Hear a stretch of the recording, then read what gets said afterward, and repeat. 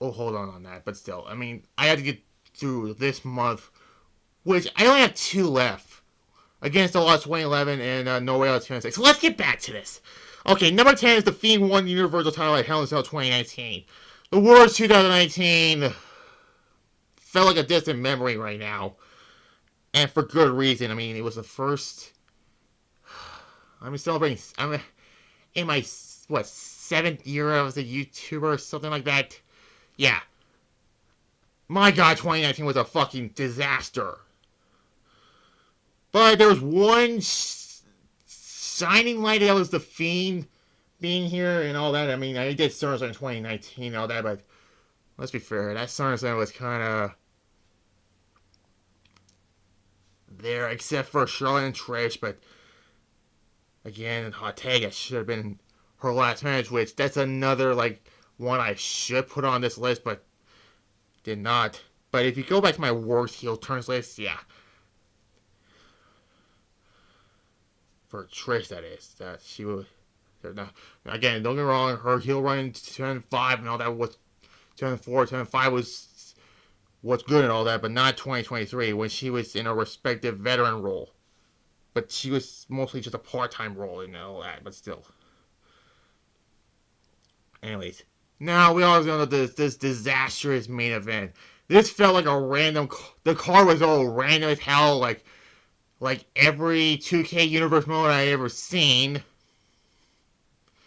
And that's not an understatement. That's a fact.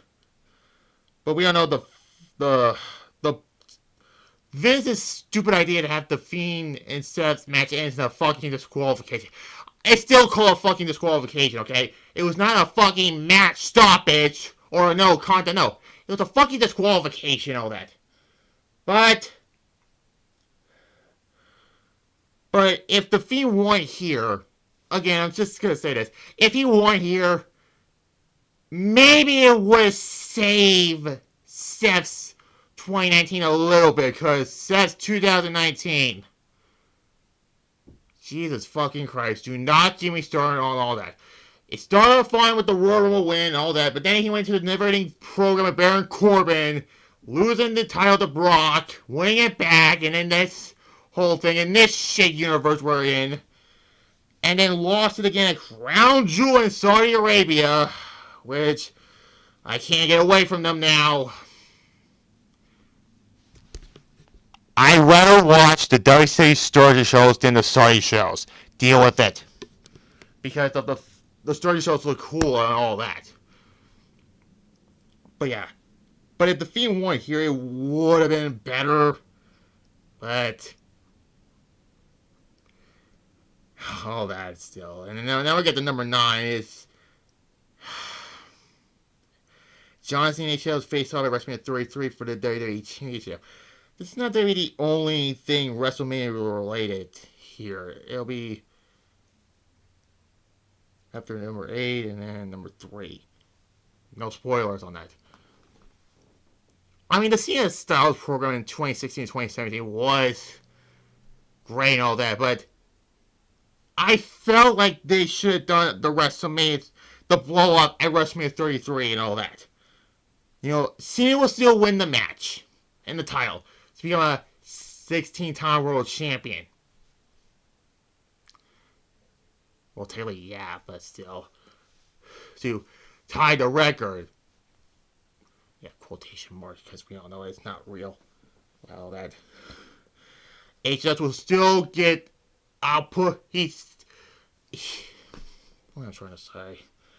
HHS will somehow get into the Raw match in number 27. He wins it. He faces Cena there. Cena kept the belt after Chamber and all that, and then they do their blow up at WrestleMania 33. Then they have another pay-per-view quality, fantastic match again until Crown Jewel back in October in Australia. Which is, let's be fair, it was the best match of 2025.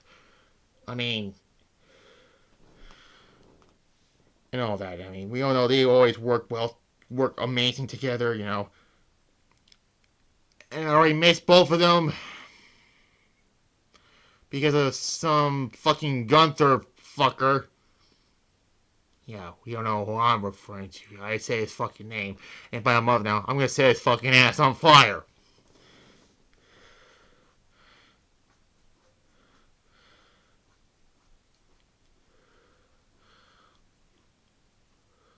So yeah, number 9 is John Cena facing off at WrestleMania 33 for the WWE Championship.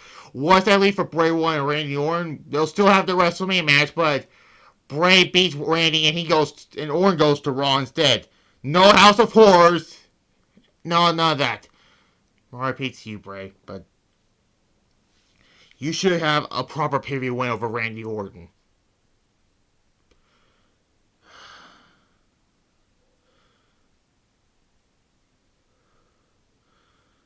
Anyways, number 8 is Goldberg never got injured after Starrcade 1999. Yeah, I'm probably my first match will be Bret Hart versus Goldberg, where I'll beat the fuck out of Bret Hart. If you don't like my opinion of Bret Hart, why are you watching this? You know how much I dislike Bret Hart as a person and all that. Talk about how, oh, Goldberg ended my career and all that, blah, blah, blah. Shut the fuck up, okay? It was a fucking accident, okay? He didn't want to purposely hurt you, okay? But yeah, Starrcade 99 was a... What else I have to say about Starrcade 1999? When I just said already, it's a fucking disaster. You know, they reenact the fucking screw job and all that, but the Thunder after this, I don't have Goldberg do the limo spot. And Bret Hart, by the way, who gets kicked in the match, does not get concussed in that whole thing. The whole NWO 2000 thing doesn't get cursed and all that. Instead, does not take Goldberg's spot in that match. The Jared Benoit triple threat theory thing will still happen. That's sold out and all that, but Goldberg Bray will still have their match, and there is that.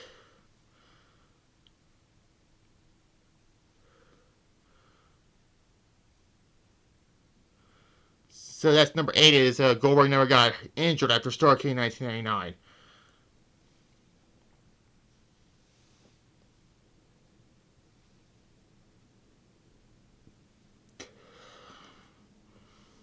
So, all that.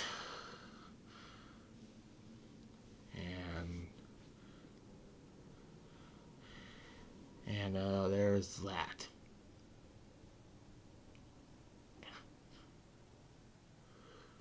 So number 7, I wish this should have been the better result of this. It's Charlotte and Becky having a WrestleMania match. WrestleMania 36, that is. Charlotte will still win the Royal Rumble. Hear me out, okay? Hear me out about the 2020 Royal Rumble match for the women. Charlotte winning was, to me, the right move. Was not the right move is not having to do the match with her and Becky at WrestleMania 36. 36, okay? And okay. Sorry about the raw review thing. My nose was I was trying to sneeze and all that, but I didn't, or something like that, but my nose was like clogged or something, but it's not. Anyways, moving on. Instead of doing Charlotte versus Rhea, let's be fair, that was a fine match, but it's all that, and not, it should have been Charlotte versus Becky. I know a lot of people saying Randy Orton and John Cena never had a WrestleMania one-on-one match. Nobody ever says about Charlotte versus Becky never having a one-on-one match at WrestleMania. Also, Becky was going to go away for a while due to, well, her and Seth getting a kid and all that, and all that. She will drop the belt. No harm, no foul to Charlotte. Let's be fair here, and all that. So there's that. So that's number 7 on that list. It was Charlotte Flair face Becky Lynch at WrestleMania 36. Number 6 is Roman Reigns never unified the WWE in the Universal Championships. This has happened at WrestleMania 38. Now we all know the whole urban legend that Brock was supposed to win the Universal title at day 1. So, but then Roman got sick before then. Brock was moved to the WWE Championship match on that same night and won it for what reason? Just do him and Bobby Lashley the Rumble, which, by the way, it wasn't that best of matches, let's be fair. I mean, their Rumble one was probably their best one, but that was overshadowed by the Roman Brock Never Ending Saga and all that. And then Brock won the Rumble again, which was, to me, the worst Royal Rumble match ever. And people said 2015 was the worst. 2022 to me is even worse than that 2015 one. Because of how... I'm not going into that whole detail again. I said that already and all that. And then they did the unification and all that. I meant unification, I meant they're retiring one belt for the other. And they brought about the World Heavyweight Championship and all that.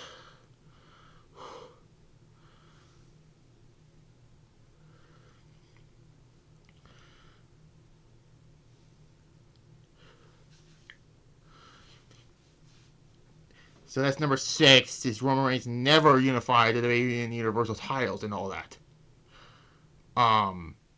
But there's that. Number 5 is DDP ending Goldberg's streak at Halloween Havoc 1998. Again, go back to my, what was it, SmackDown review when they showed the Punk showcase, like, all that. I said this year's showcase should have been the Monday Night Wars, because this year is going to be the 25th anniversary of the end of it. Man, like, this has nothing to do with this video and all that, but, man, go back to 2001 and all that. I turned 3, and they say closed 2 weeks after I turned 3 years old. That has to be some bad luck right there. Okay, not really, though. And, like I said in that one, I would love to play the DDP Goldberg match if it was the rewritten one. Because, as great as DDP and Goldberg was, I felt like they should have pulled the trigger and have Diamond Dallas Page win the WWE Championship at Halloween Havoc. But they didn't. Still, it was still a fantastic match, but we'll get to one instance that should never happen. It did not happen in a different universe. Again, it's just a different, like, what-if scenarios, like, all that. I already did some of these before and all that, but that's a dead concept also, by the way. Like 3 years ago and all that, but still. That's number 5, DDP ending Goldberg's streak at Halloween Havoc 1998. And all that. Still, one of my favorite matches in WCW is that DDP Goldberg match from Halloween Havoc. And all that.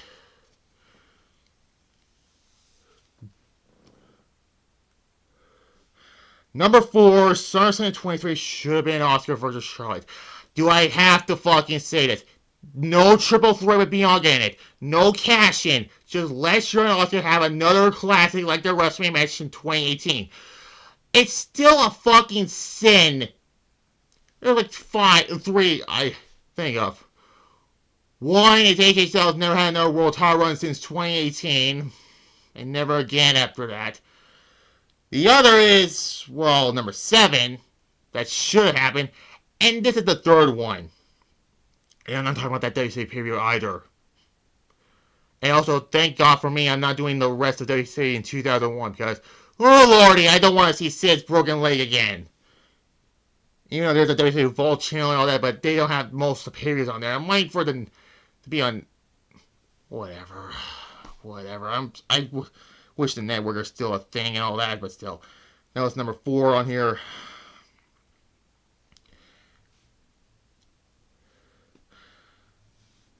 Number 3 is Undertaker streak never ended at WrestleMania 30. You obviously know it should never have been Brock Lesnar. Okay? It should have been to someone else. I mean, if Undertaker won this match, then, even though I don't agree with this, if this man would have won it, it should have been either, I would have been okay with either Bray Wyatt, rest in peace, or Roman Reigns in 2017. But the fact they gave it to Brock Lesnar was fucking bullshit. And all that, but still. But I'm not going to hold the whole thing about it, but that's number 3 on the list. It's Undertaker's streak never ending at WrestleMania 30. Number 2 is the finger poke of doom never happened. The biggest catastrophe in wrestling history. The fucking finger poke of doom. Need I say more? Like I said in number 5 and all that, this should never happen.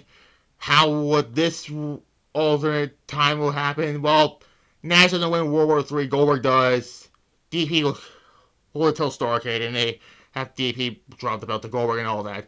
No finger poke of doom after that, and there.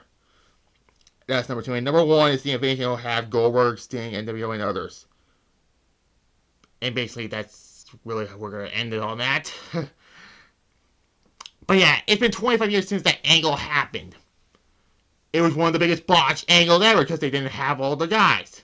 But if this happened, if the actual WCW guys come, maybe it would have been better.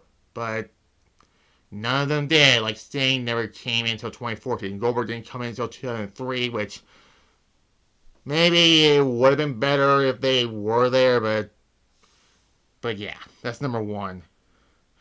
Yeah, not the best list I made or video I made, but who knows? Tomorrow being Showdown, and then Wednesday or Thursday. Jesus Christ, Thursday will be TNA against All Out 2011. My series show, so subscribe and click the video on that one, and we're done for this one. Like this video, comment below, subscribe to this channel, notification bell, and there. Bye bye.